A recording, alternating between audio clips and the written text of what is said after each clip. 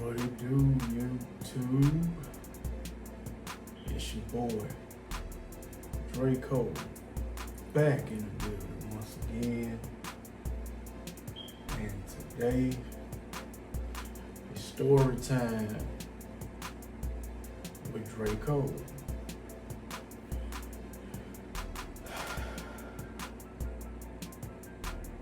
And the person we're going to be talking about today is a lady named Debra.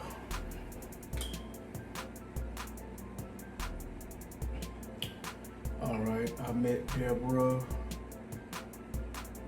in 2007, 2008, somewhere around 2007, 2008 era, around that time.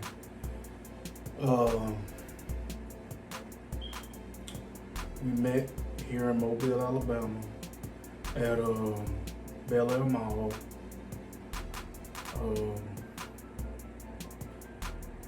But I happened to be walking out of Belk and I saw this fine ass chick. And no, take this back. I take that back. I was walking out of Belk, and I think she might have been behind me, but for some reason, I think she caught up to me and getting ready to walk past me, right? And I saw how she looked, and I was like, oh, snap. Damn, she's straight. So I stopped and, we talked for a good minute. And we exchanged phone numbers, right? So,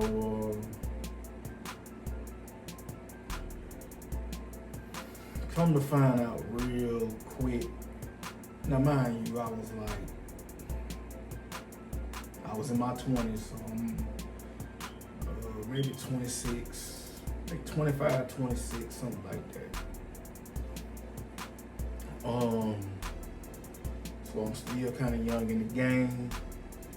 My mind ain't what it is now, of course. So, she was one of them type of girls that you just call her what it was. She was a gold digger.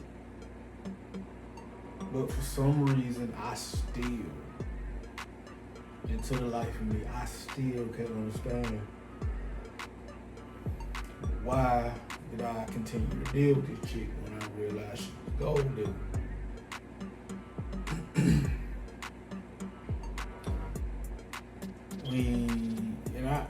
And she, at the time, she had a daughter. She has a daughter.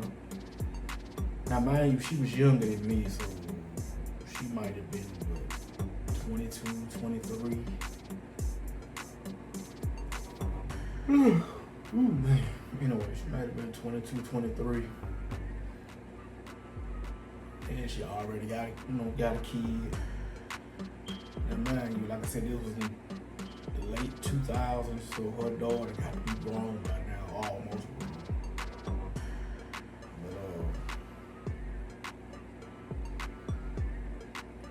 Me and this chick would text mostly at night.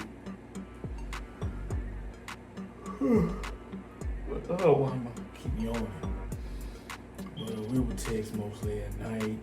I mean, every time I go to the casino, she wanna go with me. Okay, that's cool. And I ain't gonna lie, she used to let me feel on her and touch all on her and shit. She ain't give a fuck. And what it was, I think she was a low-key freak. Even though she was a gold digger, she was a low-key freak, but only for certain niggas. I mean, yeah, she'll let me touch on and rub on and all that old shit. But that as far as she would let me go. So never had sex or nothing like that. Came close one time. We actually kissed one time in the parking lot, but I think she was because she was drunk. But we would go to the casinos and, you know, we'll actually enjoy ourselves, you know. I mean, once she went, hey, she started yawning and all of a sudden. Every time I start to record like this, I go to yawning. I don't know why. I was just watching YouTube on my computer and I didn't yawn that one time. As soon as I started recording, all of a sudden now I start yawning. I don't know why that is every time I start recording. I sure yawning. But excuse me, y'all. If I keep yawning, just excuse me and just keep rolling on. Anyway, she was actually a cool person to talk to when she wasn't being a gold digger, when she wasn't being, you know, an idiot, gold digging idiot. And she would wear the most sluttiest of outfits. And we at the casino one day. Now mind you, we were just friends or whatever. She already put me in the friend zone, mind you. And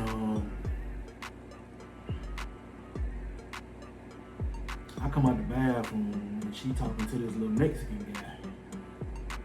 And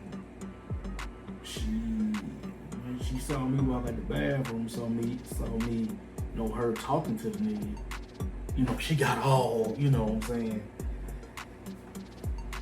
and try to, you know, act like she latching on to me or whatever. I'm like in my mind, I'm like, nigga, I know what you doing.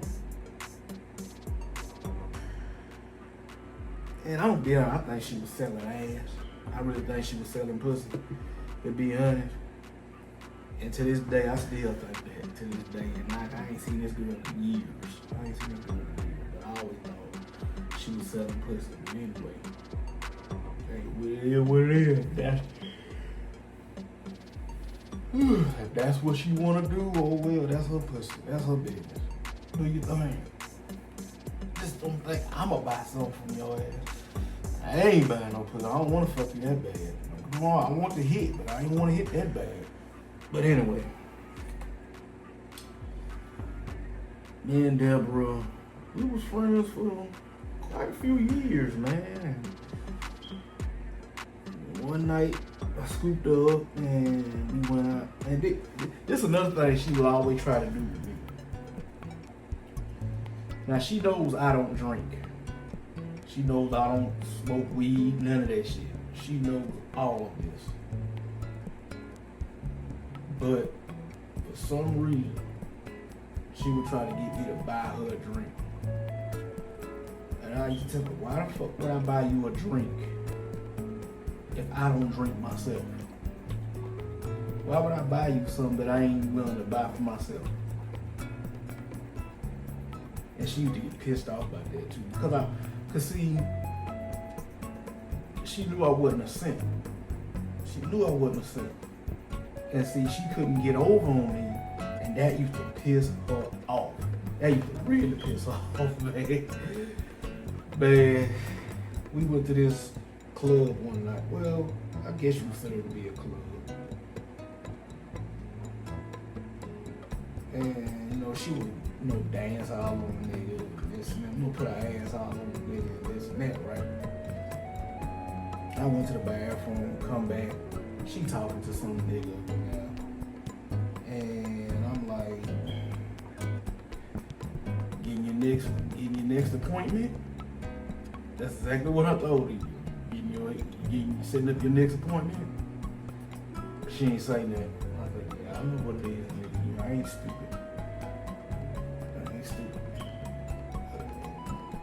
But I ain't gonna lie, when she wore them little skimpy ass, little slutty ass clothes, I can't lie.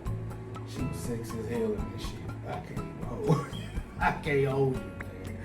Oh my God, man. I want to fuck with this girl like something serious too. I want something, man. That's all I really want to do be her man. Cause I already knew what type of chick she was. So I ain't really wanted to be her man or whatever, but take her ass to Pound Town, yes Lord. Definitely would have done it. But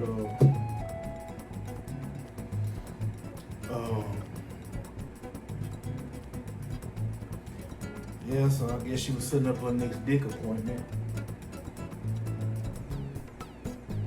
And then this is what really, why our friendship pretty much went down the toilet. We haven't seen or spoken to each other since, and this was like maybe 2010 when this happened. We went to this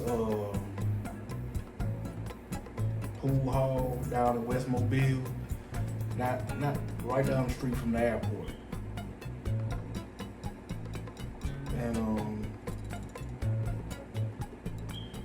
again, as soon as we get to the damn bar, I went to the bar just to chill for a second before I went out there and just started shooting pool. As soon as we got to the bar, she gonna ask me to buy her a drink. Like, I don't know what she called herself, testing me or something. And when that shit didn't work, and I told her the same thing I told her last time, she got pissed off and this and that. So you know what I did? Got my ass up, walked out, got in my car, and left her ass down. So, and then she come texting me some bullshit later on about, she called one of her niggas or whatever, they gonna come pick her up and we don't fuck tonight. Like, I'm supposed to get mad. Like, bitch, I don't care. Give a fuck. You feel me? Give a fuck. You got some lame nigga for to come pick you up just to, man. Give a fuck, bitch. You got left. You the one looking like the damn fool at the end of the night and think because you telling me you finna go fuck some fuck nigga, some old simp, supposed to hurt my feelings? Fuck no. Hell no. So that was the end of me and Debra. And like I said, I haven't heard nor seen this chick ever since that night. And we both live in the same city. And usually, if you live in the same city, you gonna run across each other at least once or twice. I haven't seen this girl at the mall. I haven't seen her at the casino or nothing. But so, I don't even know if she's still alive, to be honest. So, but it is what it is, man. That's my story on. That's my story on Debra. So. Next story time video gonna be about me and a lady from Pensacola, Florida named Raven. Watch out for her. Drink cold out. Peace.